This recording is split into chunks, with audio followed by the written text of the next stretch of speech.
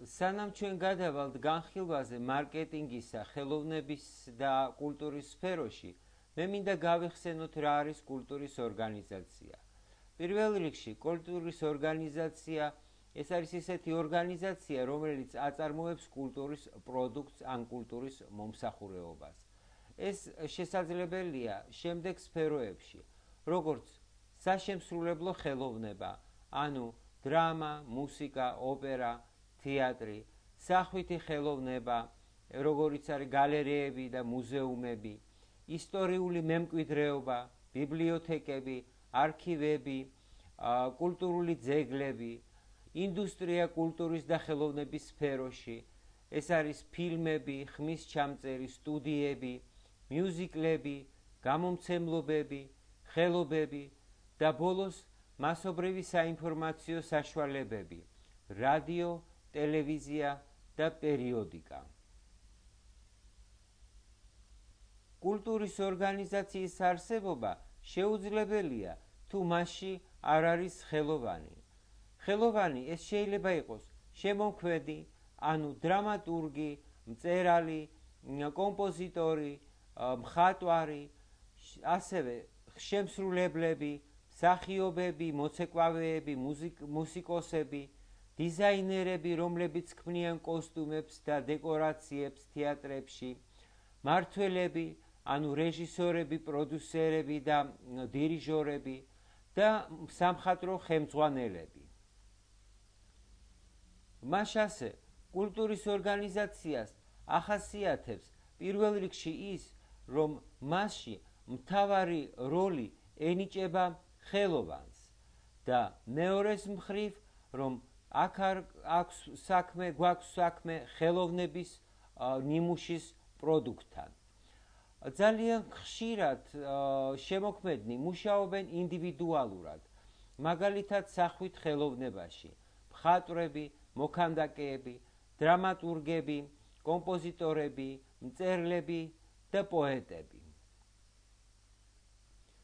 განვიხილოთ კულტურის ორგანიზაციის სქემა, ანუ ეს პირველ რიგში აქ მნიშვნელოვანია შემოქმედებითი ჩანაფიქრი, ანუ ის იდეა, რომელიც მოსდის ხელოვანს და მერე ეს ხელოვანი ახორციელებს ამ იდეას და ქმნის გარკვეულ პროდუქტს. ამ პროდუქტს მერე ან ეწევა კონსერვაციის ბედი, ან შენახვის ბედი, ან გავრცელების და ტირაჟირების ბედი. აქ შეგვიძლია ჩვენ ვთქვათ, რომ ხელოვნების ორგანიზაცია შეიძლება ასრულებს არაერთ ფუნქციას. მაგალითად, განვიხილოთ სამხატვრო გალერეა. სამხატვრო გალერეაში ჩვენ შეგვიძლია ვთქვათ, სამხატვრო გალერეა ასრულებს რამოდენიმე ფუნქციას. მაგალითად, ახორციელებს კონსერვაციას და შენახვას ხელოვნების ნიმუშების თავის კოლექციაში. ასევე ის ყიდის ამ ნიმუშებს და კიდევ შეიძლება იყოს ასრულებდეს ფუნქციას, ტირაჟირების ფუნქციას, ანუ კატალოგების ბეჭდვას და რეპროდუქციების ბეჭდვას. ხელოვნების ორგანიზაციები განსხვავდებიან ერთმანეთისაგან. პირველ რიგში ისინი განსხვავდებიან მისიით, ანუ რა მისია აქვს, რა მიზანი აქვს მისიას. შეიძლება მიზანი იყოს ბაზარი და შეიძლება იყოს მიზანი ხელოვნება. აქედან უკვე არსებობა კომერციული და არაკომერციული ორგანიზაციებისა. და ასევე შუაში იმის შეიძლება იყოს შერეული ვარიანტები, ანუ სადაც ასრულებს თან კომერციულ დანიშნულებას ორგანიზაცია, ხან არაკომერციულს. მაგალითად, ისევ დავუბრუნდეთ იმ სამხატვრო გალერეას. ის შეიძლება ასრულებდეს როგორც ვთქვათ სუფთა ხელოვნების მიზანს, ანუ აგროვებდეს და აკონსერვებდეს ხელოვნების ნიმუშებს, კონსერვაციას უკეთებდეს ხელოვნების ნიმუშებს, ან მუშაობდეს ბაზარზე, ანუ გაყიდოს ის ხელოვნების ნიმუშები. მეორე საშუალება ხერხი. ეს არის ხელოვნების ნიმუშების შექმნის ხერხი. აქ უკვე ლაპარაკი არის უნიკალურ პროდუქტზე, ორიგინალზე, რომელიც არ არის განკუთვნილი იმისთვის, რომ იყოს ტირაჟირებული. და მეორე სერიული პროდუქტები, პარტიები. ეს უკვე კოპიების, ასლების ტირაჟირებაა ორიგინალების მიხედვით. განვიხილოთ კულტურის ორგანიზაციის სქემა. აქ ჩვენ შეგვიძლია ვნახოთ დავყოთ ეს სქემა შემდეგნაირად. ზედა ნაწილში აი აქ არის პროტოტიპების, ანუ ორიგინალების წარმოება და ქვედა ნაწილში არის უკვე პროტოტიპების კვლავწარმოება, ანუ ასლების ტირაჟირება. მარცხენა მხარეს არის ის ორგანიზაციები, ანუ პროდუქტები, რომელიც არის გამიზნული ბაზრისთვის და მარჯვენა მხარეს არის ის, რაც პროდუქტები, რომლებიც ეკუთვნით სუფთა ხელოვნებას.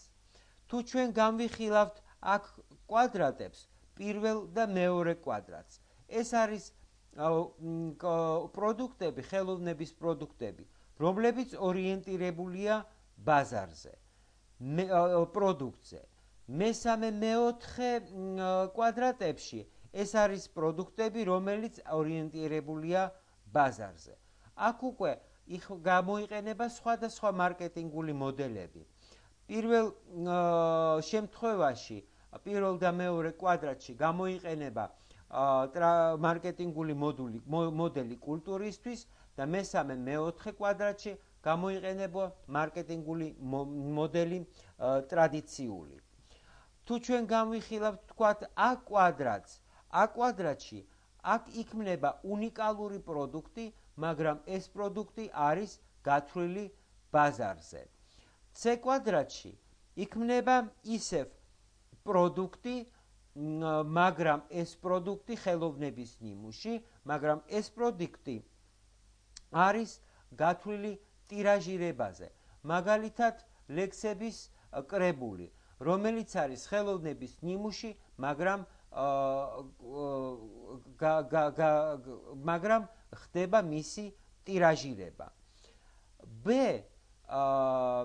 აი ამ ნაწილში B პირველი და მეოთხე კვადრატის შორის ეს არის პროდუქტი, მაგრამ ორიენტირებული ბაზარზე. და ქვემოთ D ეს არის უკვე პროდუქტი, რომელიც ეკუთვნის ბაზარს, მაგრამ არის ასევე ხელოვნების ნიმუში. B და D ეს არის კომპრომისული ვარიანტები. და კვადრატები მეორე და მეოთხე ეს არის შერეული შემთხვევები. თუ გავიხილავთ ჩვენ კვადრატს ერთს, დავუბრუნდეთ მაგას, ეს არის სუფთა ხელოვნების ნიმუში. ანუ მიზანი ამ კვადრატის არის ხელოვნების ნიმუშების, რომელიც იმყოფება აი აქ, ეს არის უნიკალური პროდუქტის შექმნას. ამას ემსახურებიან ძირითადად პატარა კომპანიები. მესამე კვადრატი ეს არის კულტურული ინდუსტრია. ანუ აქ იქნება პროტოტიპები, ხელოვნების ნიმუშების და ორიენტაცია არის ბაზარი და ხდება ტირაჟირება და მიზანი არის ამის ყველაფრის მოგება.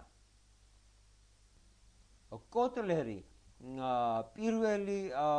კოტლერი ესეთი სერიოზული მარკეტოლოგი, ძალიან ცნობილი მარკეტოლოგი, პირველი დაიწყო ლაპარაკი მარკეტინგზე კულტურაში. მან აღნიშნა, რომ მარკეტინგი კულტურაში,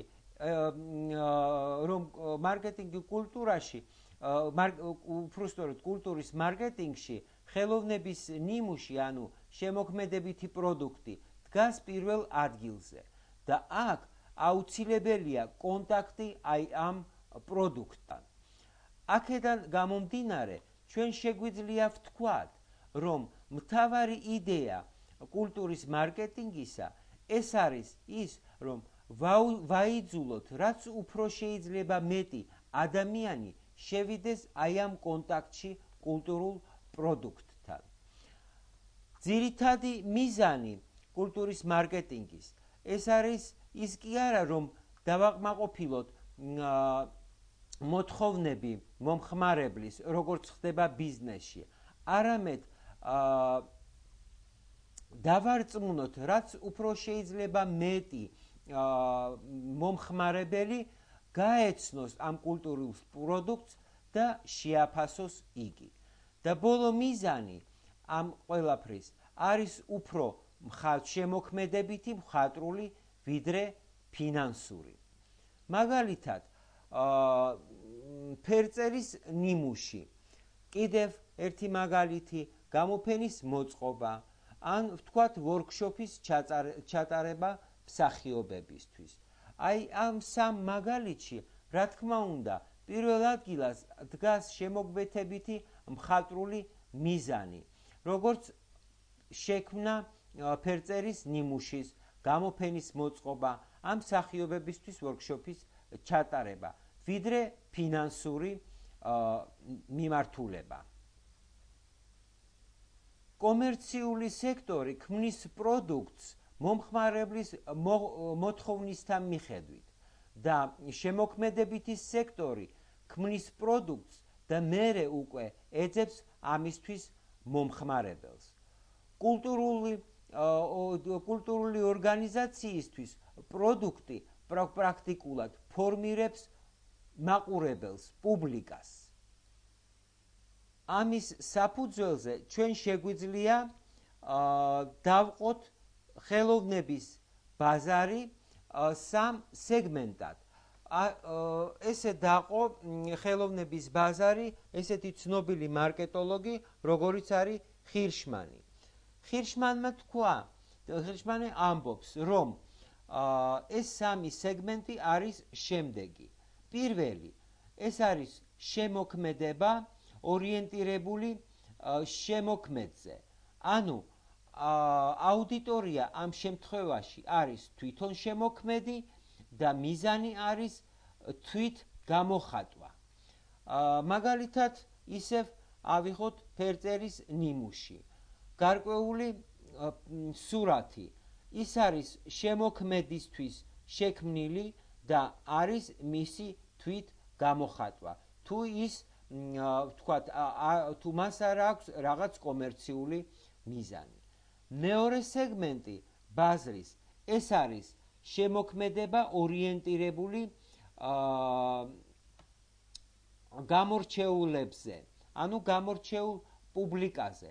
ამ შემთხვევაში აუდიტორია არის პროფესიონალები ან სპეციალისტები და ძირითადი მიზანი არის აღიარება.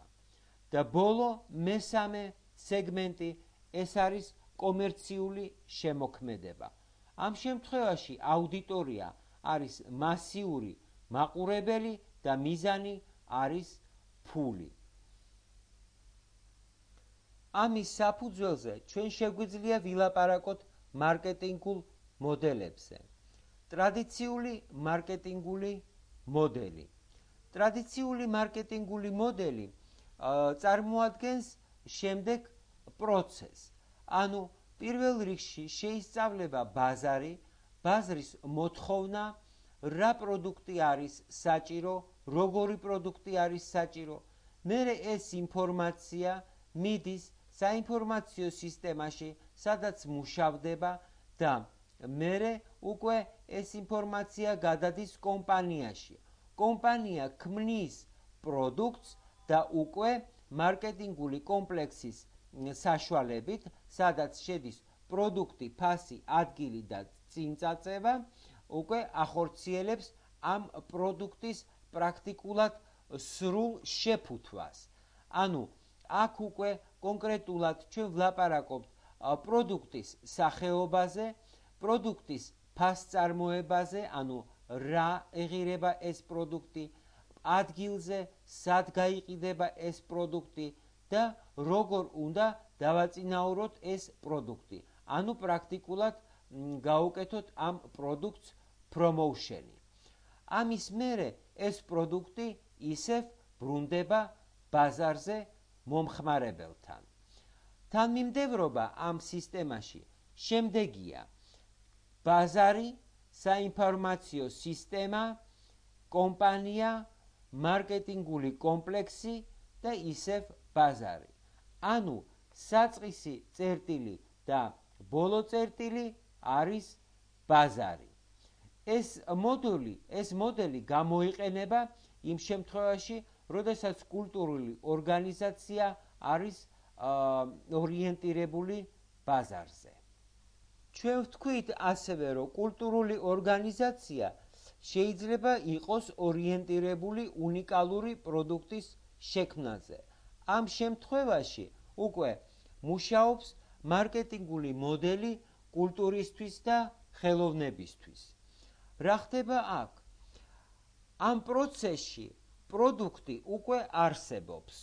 ანუ კომპანიას პროდუქტი აქვს და აი ინფორმაცია ამ პროდუქტზე გადაიცემა საინფორმაციო სისტემაში, სადაც უკვე ზუსტად თქვათ ხდება ამ პროდუქტის დახასიათება და დახარისხება. მერე ეს ინფორმაცია ამ პროდუქტის შესახებ მიდის ბაზარზე. ანუ ბაზარზე უკვე ჩვენ ვეძებთ კონკრეტულ მომხმარებელს ამ გარკვეულ პროდუქტისთვის. მომხმარებელი შეიძლება იყოს ჩვეულებრივი მომხმარებელი, შეიძლება იყოს სახელმწიფო, შეიძლება იყოს სპონსორი და შეიძლება იყოს აგენტი ადგილზე.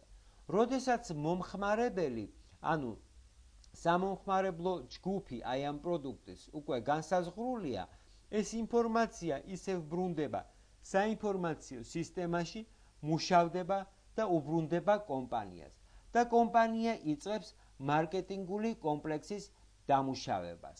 ანუ ამ პროდუქტის ფასის დადგენას, ამ პროდუქტის გაყიდვის ადგილის შერჩევას და ამ პროდუქტის წინწაწევის, ანუ პრომოუშენის გაკეთება.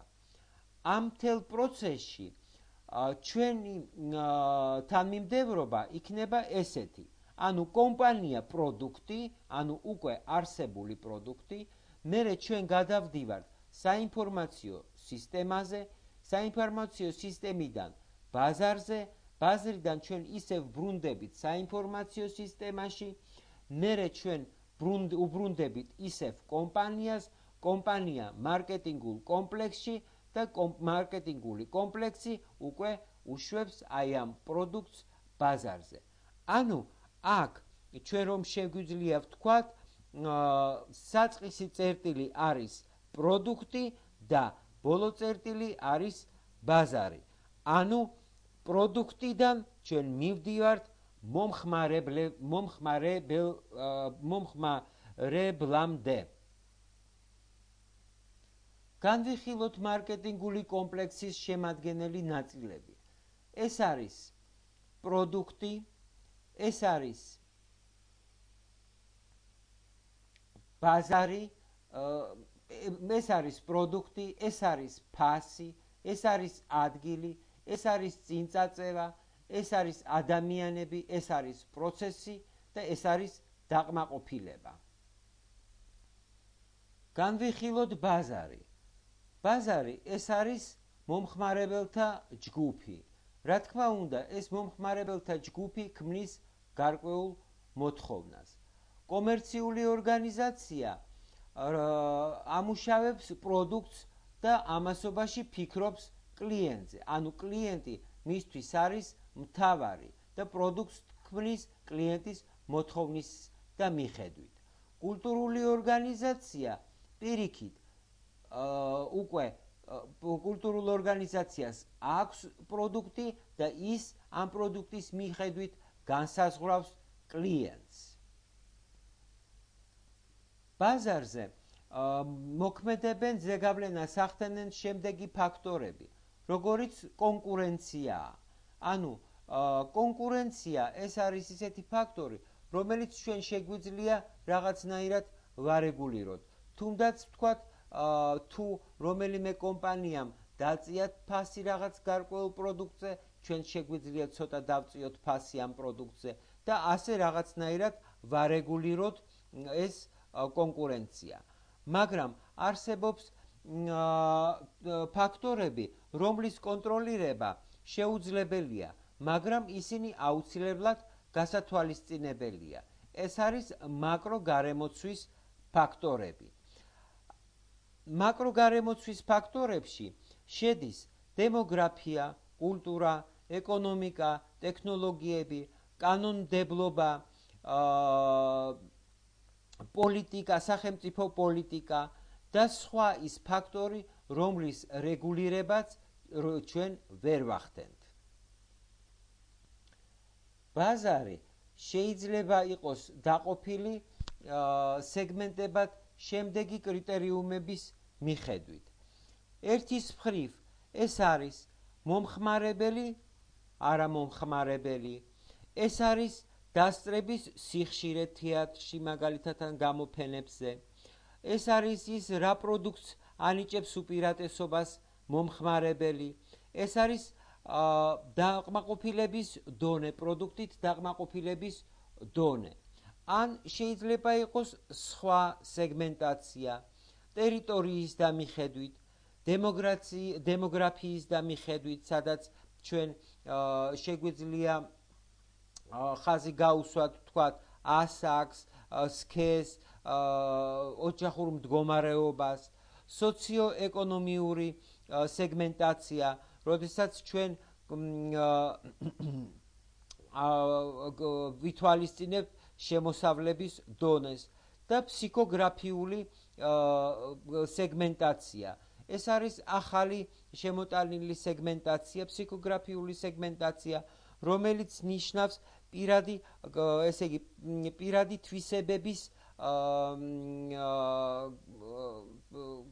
პირადი თვისებების გამოყენება. ანუ გამოყენება ცხოვრების სტილის, გამოყენება ინტერესების, გამოყენება საქმიანობის სფეროს სეგმენტაციისთვის. შემდეგი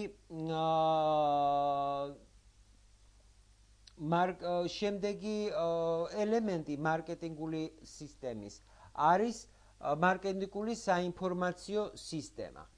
მარკეტინგულ საინფორმაციო სისტემაში შედის შიდა მონაცემები, რომლებიც წარმოადგენენ შიდა ორგანიზაციის სტატისტიკას. მაგალითად, თეატრებში გაყიდული ბილეთების რაოდენობა, სპექტაკლების რაოდენობა სეზონის განმავლობაში, რომელი სპექტაკლი რამდენჯერ იყო ნაჩვენები, რომელი იყო უფრო პოპულარული და ბევრი სხვა კრიტერიუმი.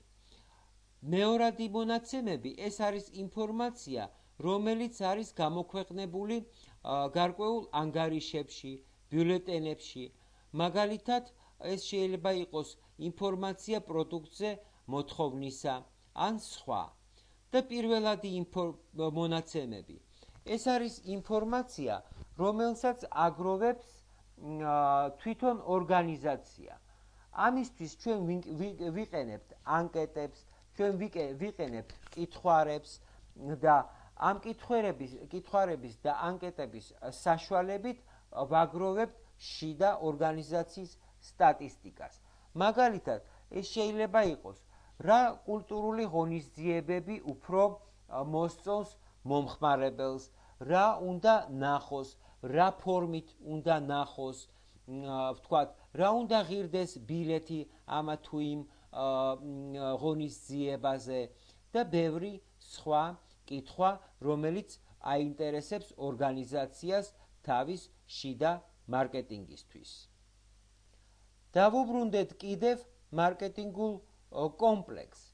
ესე იგი, ჩვენ ვთქვით, რომ მარკეტინგული კომპლექსი ეს არის პროდუქტი, product, ფასი, price, ადგილი, place, წინწაწევა, promotion, ადამიანი, people, პროცესი, process და დაყმაყოფილება, physical evidence. ანუ მარკეტოლოგები ამას ეძახიან 7 P's პროცესი. ეს 7P ჩვენ შეგვიძლია პრინციპში ვაკონტროლოთ. რა არის პროდუქტი, ფასი, ადგილი, წინწაწევა,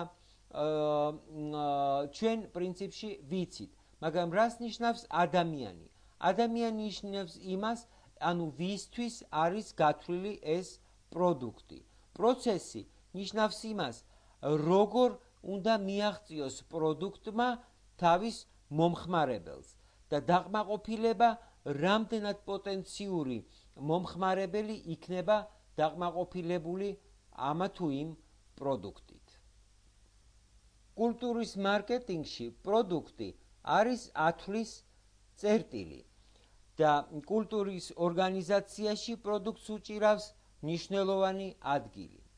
მაგრამ ჩვენ შეგვიძლია ვთქვათ, რომ კულტურის ორგანიზაციაში კლიენტი ყიდულობს არა პროდუქტს, ის იძენს ფასეულობების ნაკრებს და დაკმაყოფილებას, რომელიც თანსდევს ამ პროდუქტს.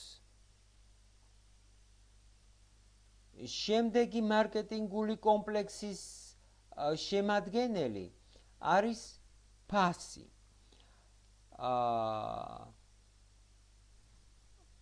ფასი ეს არის ის, რაც უნდა გადაიხადოს მომხმარებელმა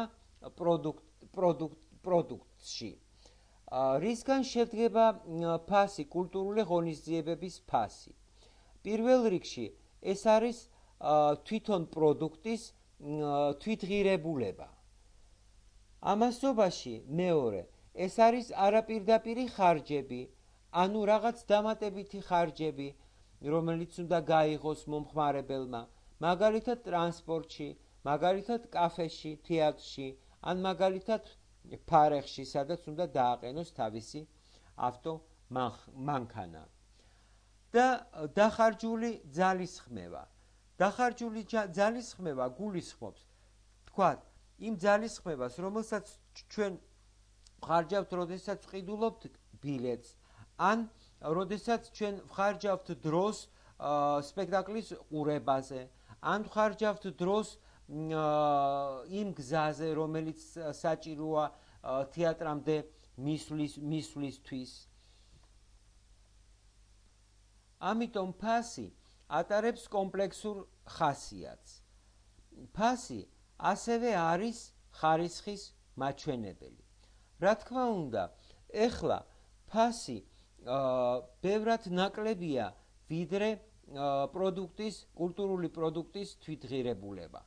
თუ ავიღებთ ჩვენ სპექტაკლს, სპექტაკლი ჯდება საკმაოდ დიდი თანხა, მაგრამ ბილეთებზე ფასი ძალიან დაბალია.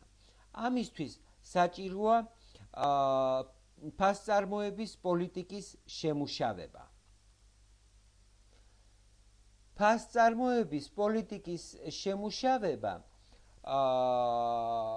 გულისხმობს იმას, რომ ჩვენ აუცილებლად უნდა თვალყური ვადევნოთ კონკურენტების ფასებზე.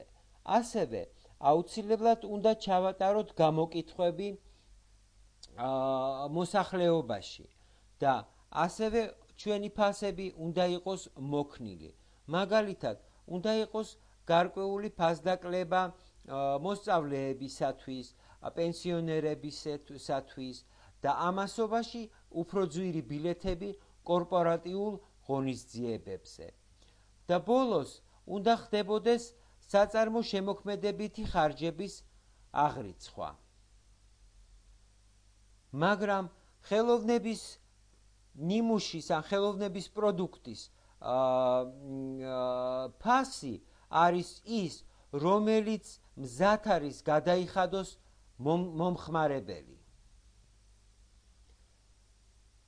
დავუშვათ, ჩვენ გვაქვს კარგი პროდუქტი, ფასი არის მისაღები, მაგრამ თუ ჩვენი მომხმარებელი ვერ მიაღწევს ამ პროდუქტამდე, ამას არ აქვს აზრი. ანუ დიდი მნიშვნელობა აქვს ადგილს, სადაც ეს პროდუქტი შეიძლება შეძენილიყოს. თუ ეს არ იქნება გათვლილი, ჩვენ აუცილებლად განვიცდით წარუმატებლობას. აქ ჩვენ უნდა გავითვალისწინოთ აუცილებლად კულტურული ობიექტის ადგილმდებარეობა, ანუ თეატრის ადგილმდებარეობა, მუზეუმის ადგილმდებარეობა, თქვათ ამა თუ იმ ღონისძიების ადგილმდებარეობა, ტრანსპორტი.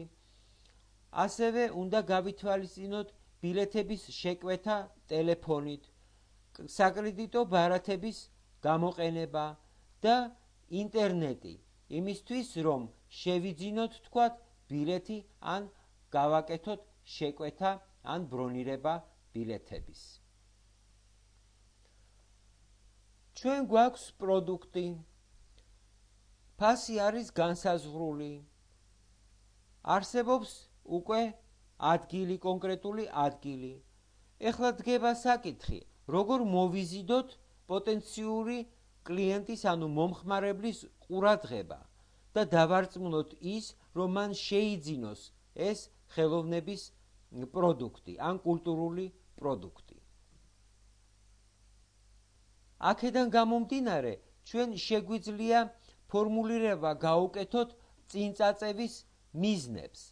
ანუ პირველი ეს არის ინფორმაცია პროდუქტზე, არსებულ პროდუქტზე, ინფორმაცია დროზე, სად შეიძლება იყოს და როდის შეიძლება იყოს შეძენილი ეს პროდუქტი, ადგილზე, ფასზე და ასე შემდეგ. ასევე ეს არის დარწმუნება ყიდვისადმი, ანუ ჩვენ უნდა დავარწმუნოთ ჩვენი მომხმარებელი, რომ პროდუქტი არის მაღალხარისხოვანი, რომ ის არის უნიკალური, რომ ის არის პრესტიჟული და აუცილებლად აღიარებული. და ბოლოს განათლება. თუ მომხმარებელი არის კარგად ინფორმირებული და კარგად განათლებული, ანუ გაუგია ამ პროდუქტზე, თვალყურს ადევნებდა ამ პროდუქტს, იცის ეს პროდუქტი და ორგანიზაცია, რომელიც უშვებს ამ პროდუქტს, ამ შემთხვევაში უკვე ჩვენ გვაქვს უფრო მეტი შანსი, რომ ის იქნება მზად შეიძინოს ეს პროდუქტი. მე მინდა რამოდენიმე სიტყვა ვთქვა წინწაწევის საშუალებებზე. ეს პირველ რიგში არის რეკლამა, რომელიც კეთდება პრესაში, რადიოთი, ტელევიზიით, საბეჭდი მასალებით, ეს იქნება ბუკლეტები, ბროშურები, ეს იქნება ბანერები გაკრული, ვთქვათ, ღონისძიების ადგილზე ან ქალაქში და ბევრი სხვა. ასევე არის საზოგადოებასთან ურთიერთობა, კიდევ ერთი საშუალება დაწინაურების, ანუ პრომოუშენის. ეს არის მასობრივი საინფორმაციო საშუალებებთან ურთიერთობა, მოლაპარაკებები, პრეს რელიზები, პრეზენტაციები, პრეს კონფერენციები. მესამე, ეს არის პერსონალური გაყიდვები. პერსონალური გაყიდვები ჯერ არ არის განვითარებული ჩვენ ქვეყანაში, მაგრამ საზღვარგარეთ ამ პერსონალურ გაყიდვებს უჭირავს საკმაოდ დიდი და სერიოზული ადგილი წინწაწევის საშუალებებში. ეს არის ფოსტა, ტელეფონი და გამყიდველი აგენტი. და ბოლოს მე მინდა ვილაპარაკო გაყიდვების დაწინაურებაზე. გაყიდვების დაწინაურება ხდება სამი ვარიანტით. პირველი, ეს არის დამხმარე საშუალებები. დამხმარე საშუალებები, ეს არის ესეთი საშუალებები, როგორიც არის ლოგოტიპი, ეს არის თქვათ ასანთები ემბლემით ან აფიშით, ეს შეიძლება იყოს ფანქრები სპეციალურად გამოშვებული ამ ღონისძიებებისთვის და ეს დამხმარე საშუალებები რიგდება აბსოლუტურად უფასოდ. შემდეგი საშუალება, ეს არის მოტივაციური საშუალებები. მაგალითად, კუპონები რაღაც გარკვეულ ფასდაკლებაზე ბილეთების შეძენისთვის, ან ვთქვათ 1+1, რაც ახლა შემოღებულია ძალიან საქართველოს ბიზნესში, თუ ყიდულობ ერთ ბილეთს, მეორე ბილეთი არის უფასო და ბევრი სხვა ესეთი სიტუაცია. და ბოლოს თამდევი პროდუქტი. თამდევი პროდუქტი შეიძლება იყოს მაისურები, აუდიო ჩანაწერები, შეიძლება იყოს სპეციალური ჭიქები, ემბლემებით. ეს ყველაფერი, რა თქმა უნდა, იყიდება და ასრულებს ასევე ერთ რეკლამის როლს.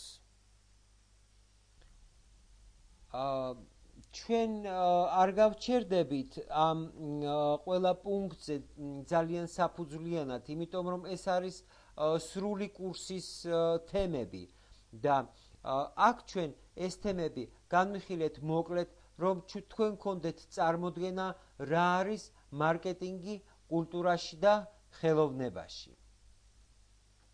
დასკვნით სახით მე მინდა ჩამოვთვალო ძირითადი მიზნები მარკეტინგისა კულტურაში და ხელოვნებაში. ეს არის ბაზრის შესწავლა. რისთვის არის საჭირო ბაზრის შესწავლა? რომ მოხდეს საკუთარი საქმიანი პოლიტიკის ფორმირება, რომ იყოს შერჩეული ქცევის სტილი ბაზარზე, რომ აუცილებლად შექმნილიყო კულტურული პროდუქტი ბაზრისთვის. შემდეგი ეს არის კულტურული აუდიტორიის წრის გაფართოვება. რას ნიშნავს ეს? ეს ნიშნავს იმას, რომ უნდა გავრცელდეს ინფორმაცია კულტურის ორგანიზაციებზე, კულტურულ პროდუქტებზე, კულტურულ ღონისძიებებზე. აუცილებლად უნდა იყოს სრული ინფორმაცია ყველა კულტურულ პროგრამაზე. საკუთარი შემოსავლების ზრდა არის ძალიან მნიშვნელოვანი კულტურული ორგანიზაციებისთვის. იმიტომ რომ ის რაღაცნაირად ამცირებს კულტურული ორგანიზაციის დამოკიდებულებას გარე დაფინანსების წყაროებისაგან. კიდევ ერთი მიზანია მარკეტინგის კულტურაში და ხელოვნებაში. ეს კულტურული ორგანიზაციის რეპუტაციის და იმიჯის გამყარება და ასევე გამოყენება შედეგების მუშაობის კულტურული ორგანიზაციის მუშაობის შედეგების გამოყენება. აქ არის ლაპარაკი წარმატებებზე, რომლებიც თქვათ გვაძლევენ იძლევიან გამყარებას თვით პატივისცემის გრძნობისა, გვაძლევენ შემდგომი მოტივაციის საშუალებას, მაგალითად ხელფასის ზრდას, საინტერესო სამუშაოს და ასევე გვაძლევენ ეფექტურ მუშაობას, უფრო ეფექტურ მუშაობას ორგანიზაციაში. კულტურული ორგანიზაციისთვის მარკეტინგი ეს არის მისი განვითარების მექანიზმი. რაც უფრო დიდია მოთხოვნა ხელოვნების პროდუქციაზე, მით უფრო ორგანიზაცია განიცდის განვითარებას. აქედან გამომდინარე, ჩვენ შეგვიძლია ვთქვათ, რომ კულტურის ორგანიზაციამ უნდა მიიღოს მარკეტინგი როგორც განვითარების მექანიზმი, განავითაროს გაყიდვის საკუთარი პროდუქციის გაყიდვის ფორმები რეკლამის საშუალებით. მოზებნოს შესაფერისი ადგილი თავისი პროდუქციის სპეციფიური ფორმების გაყიდვისთვის. გაითვალისწინოს ბიუჯეტში აუცილებლად სახსრები რეკლამაზე და საზოგადოებასთან ურთიერთობაზე. გაითვალისწინოს სახსრები კულტურული პროდუქტის ღირებულების დაწევაზე და ასევე გაითვალისწინოს სახსრები სხვადასხვა საჩუქრებზე მომხმარებლებისათვის. იმის მიზნით, რომ გაზარდოს დასწრება ღონისძიებებზე. ამ ლექციაზე ჩვენ განვიხილეთ მარკეტინგის ძირითადი ცნებები, რომლებიც თქვენ მოგეხმარებიან კულტურული პროექტის მუშაობის კულტურულ პროექტზე მუშაობის დროს, რადგან აქ უკვე ლაპარაკი იქნება პროდუქტზე, პროდუქტის განვითარებაზე, ბაზარზე, ანუ რა პროდუქტი ჭირდება ბაზარს, აქედან გამომდინარე შეიძლება ვილაპარაკოთ იმ იდეებზე, რომელიც შეიძლება დააინტერესოს მომხმარებელი და ბევრი სხვა.